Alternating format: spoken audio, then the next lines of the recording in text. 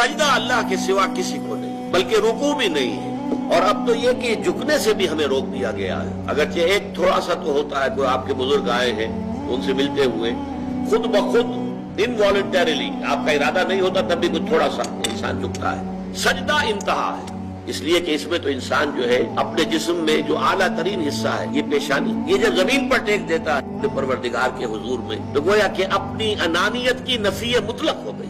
ہمارے اور رب کے درمیان حائل جو ہے ہماری انا، میں، میری مرضی، میری پسند، میری خواہش، میرا فکر، میرا خیال، میری رائے، یہ میں ہے سب سے بڑی وجہ کہ جو پیدا کرتی ہے رکاوٹ۔ اس میں کو آپ جو ہے اللہ کے حضور میں، حدیث میں آتا ہے جب سجدہ کرو تو یوں محسوس کرو جیسے کہ تم نے اپنی پیشانی اپنے رب کے قدموں میں رکھ دی ہے۔ یہ کیفیت سجدہ جو ہے یہ اس کا عروج ہے۔ اس لیے حضور نے فرمایا اقرب ما یکون العبد الی اللہ فی السجود، بندہ قریب ترین جو ہوتا ہے اپنے رب سے وہ سجدے کی حالت میں ہوتا ہے۔ اس کی نفسانیت اور اس کی انانیت کی نفی مطلق ہو گئی، اب درمیان میں کوئی شے حائل نہیں۔